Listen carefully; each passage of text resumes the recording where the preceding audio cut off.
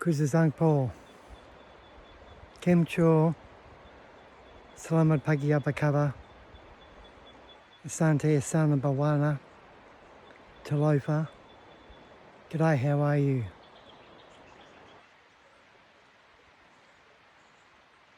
Today, in this video, I want to talk to you about self-sufficiency and independent thinking.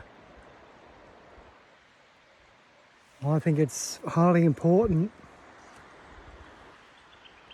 not only today, but I think always. We need, as an individual and as a community, wherever we are in the world, is to be independent thinkers.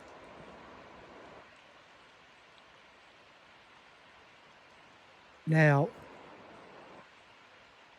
with regards to mainstream media, whether it's television or press or radio or magazines,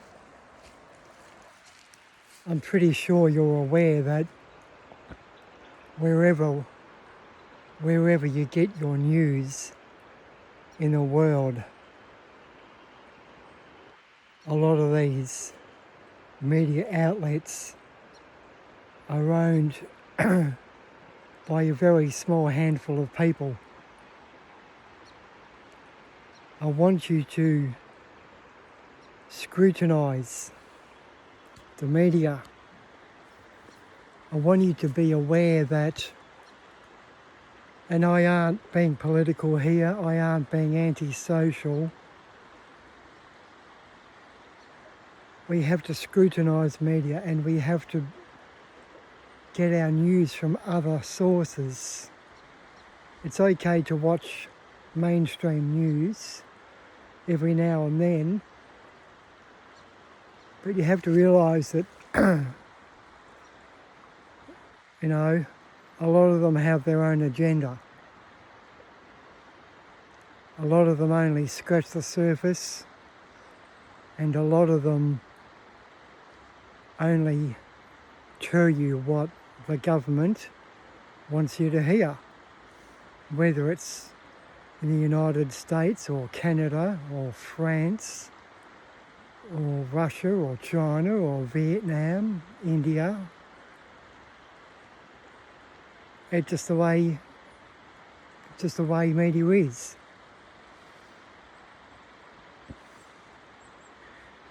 Now, as far as this war in Ukraine and Russia, it will escalate further, I believe. And as far as, stuff like Russian troops who have backed off from Kiev, they're still fortifying their position in Kiev. Right? They're digging in. They will eventually take over the whole of that country and possibly go into other countries. Right? Peace talks, that's just a I wouldn't say it a delaying tactic. It's just to, it's like playing dumb with Russia and with any war. It's always good to act weak, seem weak, look like you're losing, right? And that's what Russia is doing. Now, some people say that, they could have taken over the whole of Ukraine within 2 weeks. Ukraine's a big country, okay? First of all, they aren't using Russia isn't using all of the army forces. They're only using about 10% of their of their people.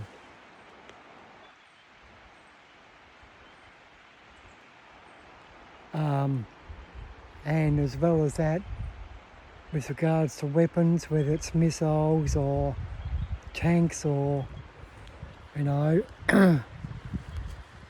various other bombs, they've only used a very small handful of what I would call low blow or low impact weaponry. They've got many more mass weapons, including nuclear, and I think what they call EMPs. That's when a missile or a bomb goes off and it basically takes out or wipes out the media infrastructure. It basically fries all electronic components, from computer systems to telecommunications networks, power grids, and anything run or which relies on electricity, whether it's communications towers or, you know, water purification systems, dams, you know, including media outlets and TV and radio, etc. They have the weaponry to do this, and so do the Americans. But you have to realise that, and I aren't pro-Russia here at all, but you have to realise that Russia, for virtually hundreds of years, they're used to being invaded. They're very used to being invaded as a country, and they have prepared themselves for decades and decades to fortify their country, including their army personnel. And basically what they're using at the moment to invade Ukraine is basically cannon fodder. They're hardening up the personnel which need to be toughened up. It's like a practice battleground. They're not using the weaponry or personnel which can win a World War III scenario. They're using tactics and practicing and seeing what the enemy is doing, seeing what NATO is doing, and the US or Australia or Canada or the Germans or the French. Alright, fair enough, yes, there is sanctions, but sanctions are going to do hardly anything. Russia, as I said, for decades and decades, they have the system in place to be self-sufficient. And even China, as you know, China has been stockpiling thousands of tons of grains over the past few years and importing a massive amount of steel and coal and oil, stocking up.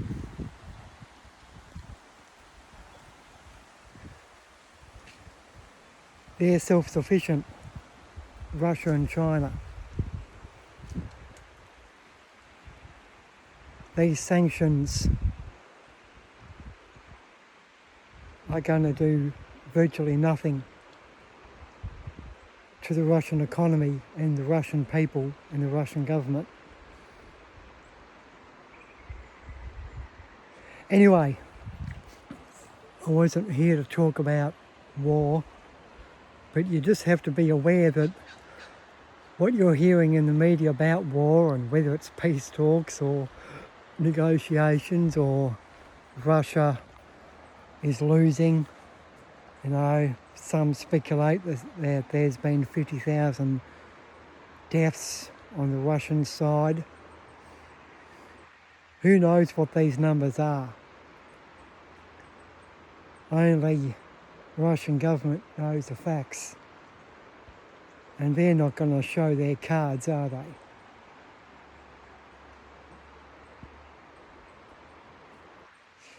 But what I want you to be aware of is to scrutinise the media you're watching. For example, I'm in Melbourne in Victoria, Australia, and last night's news on one of the major channels, commercial radio channel, TV channels, the 6 o'clock news, the main news source on a Monday night.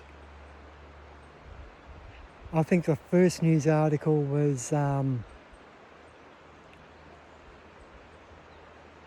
it was something minor. It was something like the federal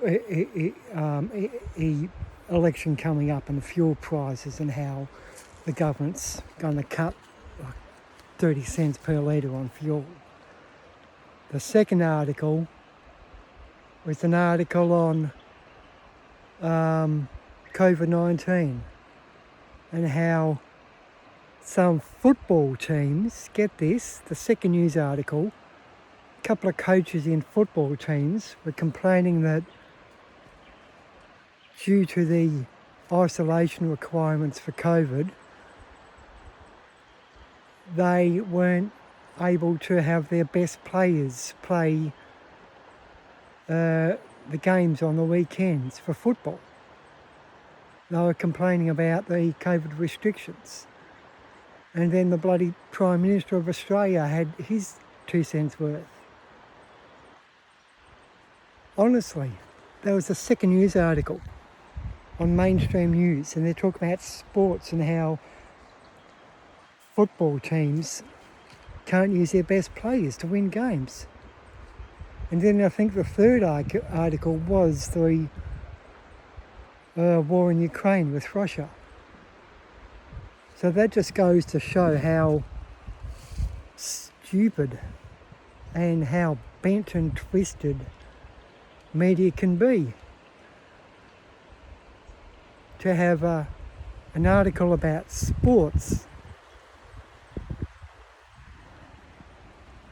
higher than the war going on in Ukraine and Europe. Absolutely ridiculous. So I want you people to just wake up a bit, right? Act a bit more mature and a bit more serious, people.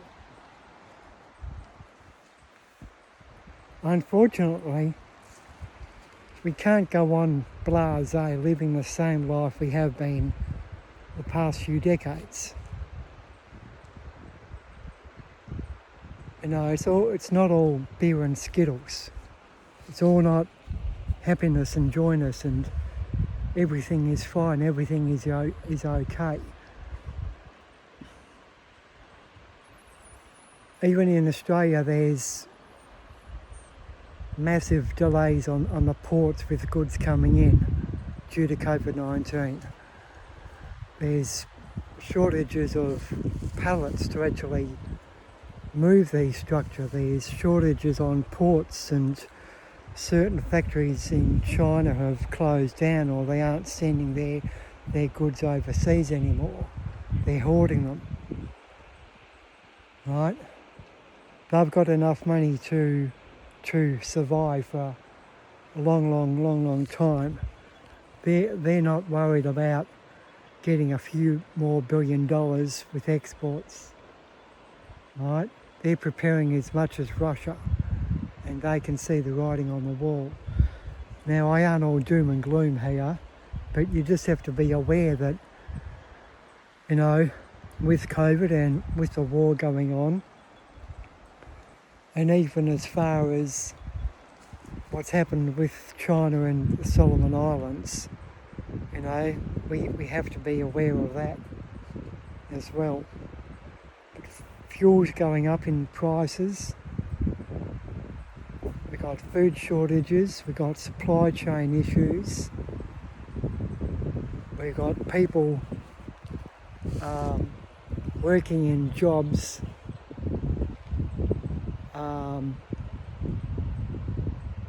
which aren't very, how can I say,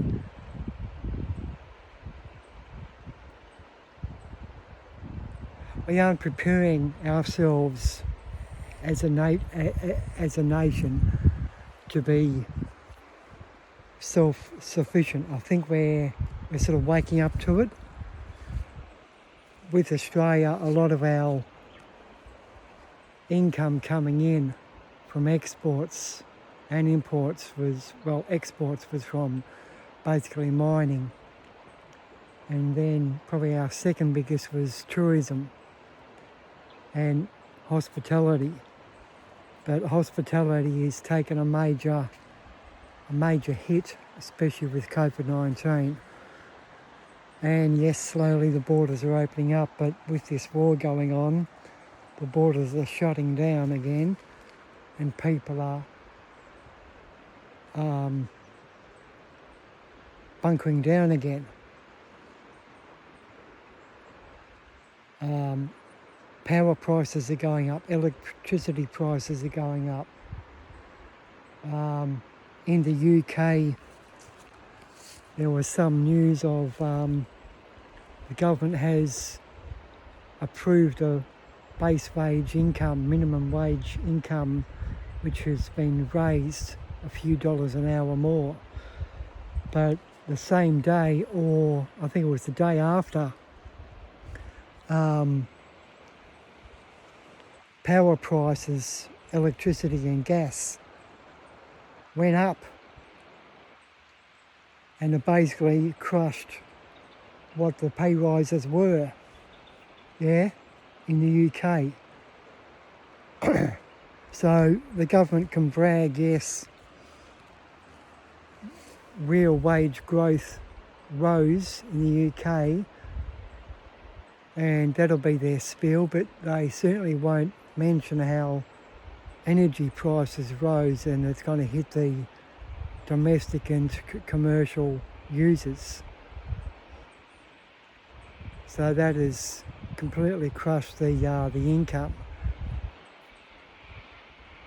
So people are actually worse off, even with that pay rise.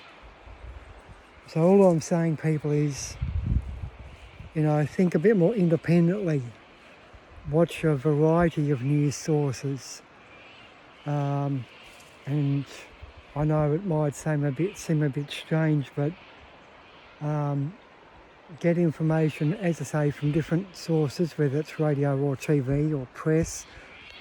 But also I would strongly advise you to watch decent quality YouTube channels as well, who specifically talk about whether it's the war or you know, basically what's going on in the outside world.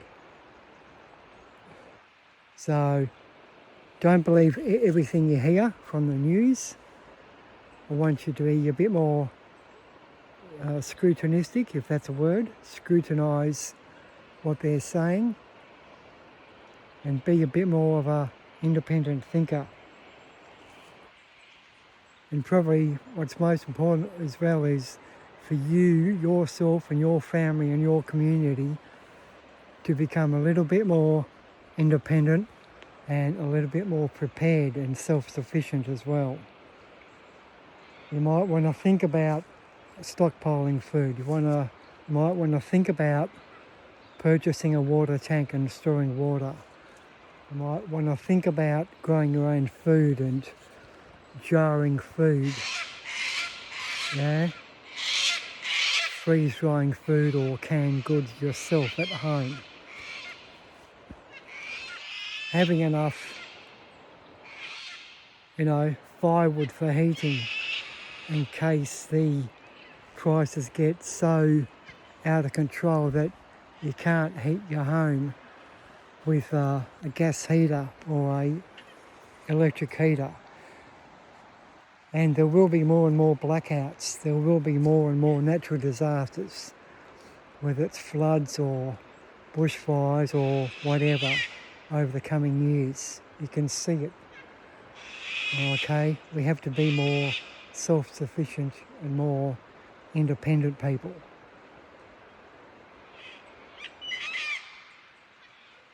Prepare for the worst and hope for the best, Anyway, that's about it. It was a bit of a mumble jumble today, but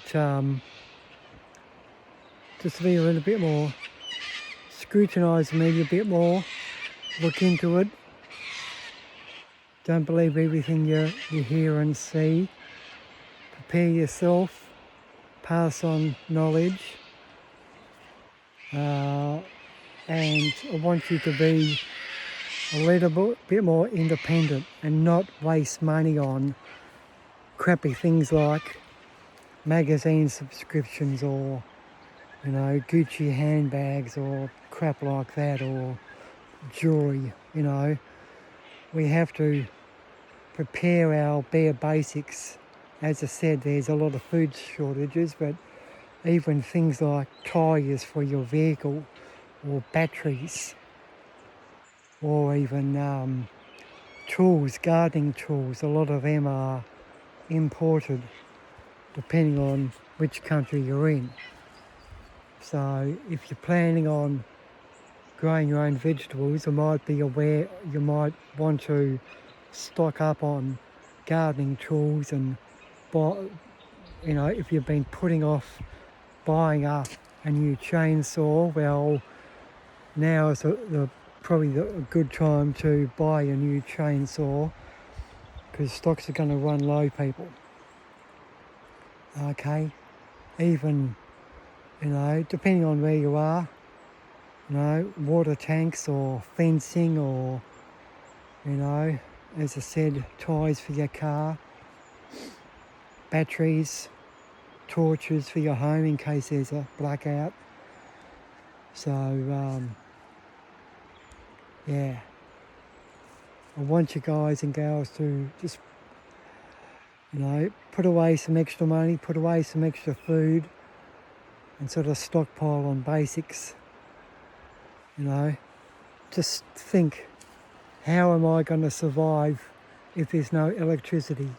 How am I going to survive if a bushfire comes through? How am I going to survive if these food shortages become critical? Right? I hope that the lessons of COVID, you've learnt some decent lessons, even as far as toilet paper. Who would have thought that we're scrounging around for toilet paper and actually using tissues and napkins to wipe our asses with? Yeah?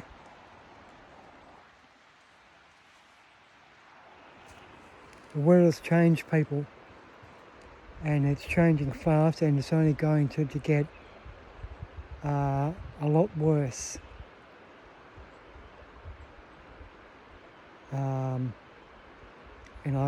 I aren't saying it's all doom and gloom, but the basic infrastructure of society and the world economy, it's changing rapidly. A lot of imports we're used to having won't be around anymore.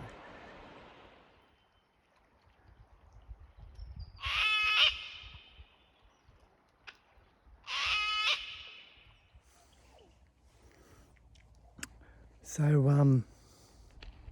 in conclusion, I want you to scrutinise media, And I want you to not believe everything the media says. We have to be independent. We have to live independent and think independent. As I say, not only on an individual and family level, but also as a community. The world is changing fast, and I know it's been said for quite some time, but there's a lot of things going on in the world, whether it's war or COVID or crop failures or the price of electricity and gas, or petrol prices going up and diesel prices and crop failures and people, maxing out their credit cards. We have to be, basically what I'm saying is we have to be independent, more independent as a community and for your own needs and your own safety and your family needs. You might want to think of living off the grid. If you're lucky enough to own a property, you might want to think about moving away from the city and buying an acreage, a few acres, bushland, and growing your own food, creating a dam or living close to a river, having a more simple, self-sufficient lifestyle. Okay? Look at Maslow's hierarchy of needs. Right? Prepare yourself. Be more independent. Think to yourself, how am I? You even in Australia, if you look at the recent bushfires and floods and mice plagues, locust plagues in Africa, wiping out hundreds and thousands of acres of crops. Okay? We have to be more independent. We have to alter our state of mind and alter our lifestyle. We can't waste money on alcohol and handbags and, stuff like that, big TV sets or whatever. We have to get back to basics, live a more sustainable, self-sufficient lifestyle, not purely because of the environment and pollution and whatnot, but because of multiple factors, whether it's the war or climate change or whatever. So I would encourage you to, even on a most basic level, even with $100, you can buy a few candles, you can buy a water purification straw, you can buy water purification tablets, buy an axe, buy a machete or a tomahawk, a few gardening tools, stock up on batteries and a couple of torches. Even as far as, power tools, avoid power tools, buy manual tools, buy a manual drill and a manual handsaw, because when the shit hits the fan, if there's no electricity and you don't have solar and you want to create a chicken coop or have chickens for eggs or for meat, you're going to have handheld tools to create that, Even like wood and building supplies, they're running short in a lot of countries. So if you can, move to the bush and live a self-sufficient lifestyle, stock up on basics, fencing, posts, wood, have a water tank, have chickens, grow your own food, etc. Okay? even as far as if you're living and working in the city, if you can't afford to use a vehicle, buy a bicycle, right? And make sure you have a few spare tyres and a puncture repair kit for your tyres, or even look into tubeless tyres so you don't get a puncture. Basics like that. We have to go backwards a few steps to move forward, people. Okay. Just think. A good way of thinking is, if there's no power and no gas and no a shortage of food, just pretend that you're going to have to go camping for a few months. Yeah? What do I need for camping? Even as far as, it might sound strange, if you have to leave your home, I mean, you only have to look at the floods in Sydney and New South Wales and Queensland, people having to flee their homes. What are they going to live in? Do they have tents to live in? Do they have even a tarpaulin and ropes and string to make a temporary shelter in like a national park or a caravan park? Yeah? A lot of people are sleeping in their cars. And even the bushfires a couple of years ago, a lot of those houses still haven't even started to be rebuilt because of the red tape and paperwork. Okay? We can't rely on governments. We have to be independent people, independent families and independent communities. So even as far as buying a couple of tarpaulins and ropes and string, buying a manual can opener or bottle opener instead of having to rely on a electronic can opener, stuff like that.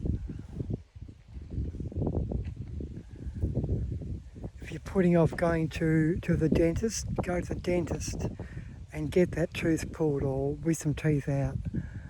Get things done, people. Get the basics done. Okay? We have to prepare for a more basic lifestyle. Okay?